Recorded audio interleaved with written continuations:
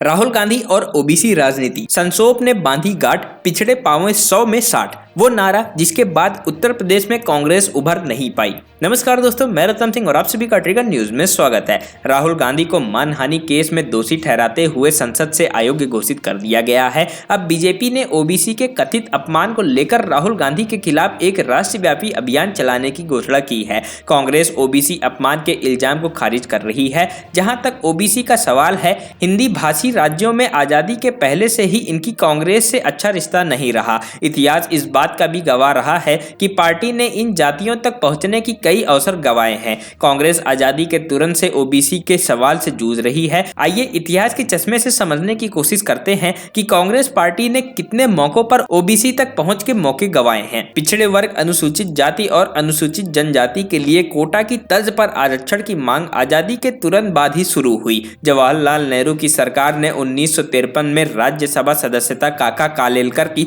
अध्यक्षता में पहला पिछड़ा वर्ग आयोग की स्थापना की। काका साहिब कालेलकर जी ने 29 जनवरी सन 1953 को पिछड़े वर्ग आयोग की शुरुआत की थी, जिसे काका कालेलकर कमीशन के नाम से जाना जाता था। बता दें कि उस समय ओबीसी शब्द व्यापक रूप से इस्तेमाल नहीं किया जाता था। आयोग ने 1955 में अपनी रिपोर्ट पेश की, लेकिन उस पर कोई खास काम नहीं किया गया। धीरे धीरे हिंदी पट्टी के ओबीसी समुदाय के लोग समाजवादी नेता राम मनोहर लोहिया की तरफ आकर्षित हुए। 1967 में 57 वर्ष की आयु में लोहिया के असामयिक निधन के बाद पश्चिम यूपी के जाट नेता चौधरी चरण सिंह ओबीसी के नेता के रूप में उभरे। अक्टूबर 1975 में कांग्रेस पार्टी के हेमवती नंदन बहुगुणा ने छेदीलाल की अध्यक्षता में अति पिछड़ा वर्ग आयोग का गठन किया। ये प्रदेश में ओबीसी कोटे के लिए पहला प्रयास था। हेमवती नंदन बहुगुणा नवंबर 1963 और नवंबर 1975 के बीच उत्तर प्रदेश के कांग्रेस के मुख्यमंत्री थे। उन्हें कांग्रेस का चाणक्य भी कहा जाता था। अप्रैल 1977 में कांग्रेस के दिग्गज नेता एनडी तिवारी की सरकार ने उत्तर प्रदेश में ओबीसी के लिए सरकारी नौकरियों में 15% आरक्षण की घोषणा की,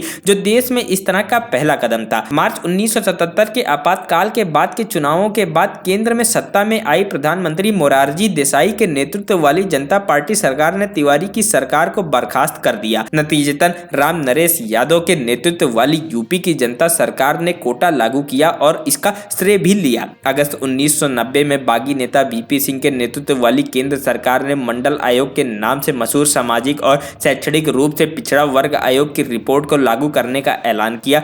मंडल आयोग का गठन मोरारजी सरकार ने 1978 में किया था और ओबीसी के लिए 27% आरक्षण की सिफारिश करने वाली इसकी रिपोर्ट 1980 में सौंपी गई थी, लेकिन इंदिरा और राजीव गांधी की सरकारों ने इस पर कार्रवाई नहीं करने का फैसला किया था। मंडल आयोग की रिपोर्ट को लागू करने की घोषणा के बाद ओबीसी दावे की लहर पूरे देश में फैल गई। इससे उत्तर भारत की राजनीति मौलिक रूप से काफी हद तक बदली। ये वही दौर था जब मुलायम सिंह यादव, लालू प्रसाद, नीतीश कुमार और शरद यादव जैसे नेताओं को राष्ट्रीय प्रमुखता तक पहुंच मिलनी शुरू हुई। कुल मिलाकर कहें तो भारतीय संविधान के अनुच्छेद 340 के तहत गठित काका कालेलकर आयोग जो काम नहीं कर सका, वो मंडल आयोग ने कर दिखाया। पिछड़े वर्ग की कांग्रेस से ये नाराजगी थी कि कांग्रेस की तत्कालीन सरकारों ने उसकी सिफारिशों को लागू करने में कोई दिलचस्पी नहीं दिखाई। जनता दल सरकार के प्रधानमंत्री वीपी सिंह ने 7 अगस्त 1990 को इसे लागू करने का ऐलान किया। उस दौरान में बीजेपी ब्राह्मण बनिया की पार्टी मानी जाती थी। बीजेपी ने मुलायम का मुकाबला करने के लिए यूपी के कल्याण सिंह जैसे ओबीसी नेता को आगे किया।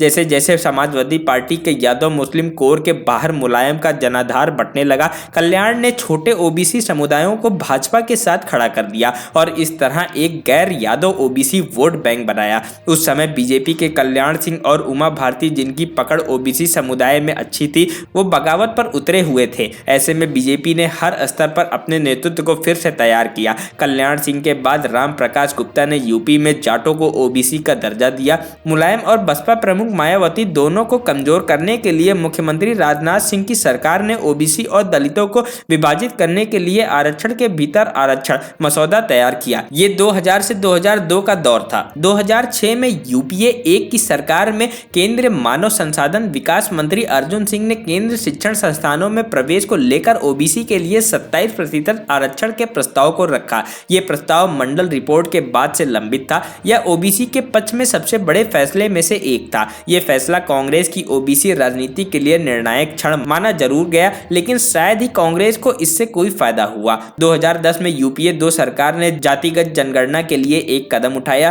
तत्कालीन कानून मंत्री वीरप्पा मोइली ने 2011 की जनगणना में जाति समुदाय के आंकड़े एकत्र करने के बारे में प्रधानमंत्री मनमोहन सिंह को पत्र लिखा था। 1 मार्च 2011 को गृह मंत्री पी चिदंबरम ने लोकसभा में इस फैसले का विरोध किया। आखिरकार मनमोहन सिंह की सरकार ने इसके बजाय एक पूर्ण सामाजिक आर्थिक जाति जनगणना आयोजित करने का फैसला किया। SECC डेटा ग्रामीण विकास और आवास और शहरी गरीब उन्मूलन मंत्रालयों की तरफ से प्रकाशित किया गया था। इसने 2016 में ग्रामीण और शहरी क्षेत्रों में जनगणना आयोजित की थी। मौजूदा समय में इसका कोई भी डेटा मौजूद नहीं है। इस बारे में नरेंद्र मोदी सरकार यह कह चुकी है कि वह डेटा का गैर मौजूदगी में इस पर यकीन नहीं किया जा सकता। एक मीडिया हाउस की रिपोर्ट यह बताती है कि भारत की ओबीसी आबादी का कोई सटीक अनुमान नहीं है। राष्ट्रीय पिछड़ा वर्ग आयोग 27% आरक्षण के लिए ओबीसी की केंद्र सूची में 2600 से ज्यादा जातियों को सूचीबद्ध करता है। मंडल आयोग की रिपोर्ट के मुताबिक 1980 में देश की जनसंख्या का 52% हिस्सा ओबीसी था।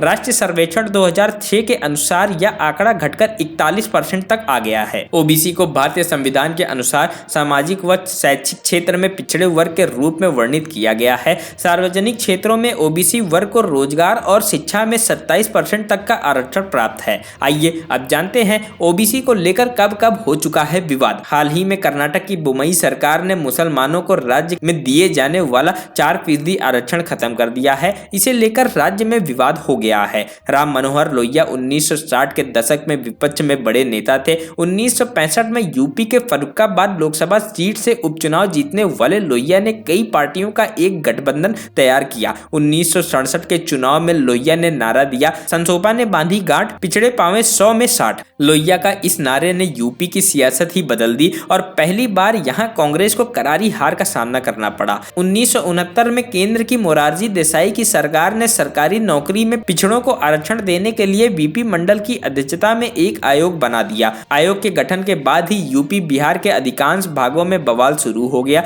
इस मौके का तब भी विपक्षी पार्टियों ने जमकर फायदा उठाया और इसे आरक्षण विरोधी बवाल कहा। 1992 में बाबरी विध्वंस हुआ और बीजेपी को आगामी विधानसभा चुनाव में अपनी जीत का यकीन था, लेकिन 1993 में सपा के मुलायम सिंह यादव और बसपा के काशीराम ने गठबंधन कर लिया। पिछड़े और दलित नेताओं के इस गठबंधन ने यूपी में बीजेपी को जोरदार पटकनी दी। 425 सीटों पर हुए इस चुनाव में बीजेपी को 177 सीटों पर जीत मिली। 2005 में मुलायम सिंह यादव तीसरी बार यूपी की सत्ता में आए। उस दौरान मुलायम सिंह यादव ने ओबीसी राजनीति में धार देने के लिए बड़ा दांव खेला। मुलायम ने ओबीसी की 17 जातियों को दलित कैटेगरी में शामिल कर दिया। इन जातियों की ओर से लंबे समय से इसकी मांग की जा रही थी। मुलायम के इस फैसले पर इलाहाबाद हाई कोर्ट ने तुरंत रोक लगा दिया, जिसके बाद उन्होंने केंद्र को प्रस्ताव बनाकर भेज दिया। बाद में मायावती की सरकार ने इसे वापस ले लिया। 2016 में अखिलेश यादव ने फिर से प्रस्ताव पास कर केंद्र के पास नोटिफिकेशन के लिए भेज दिया।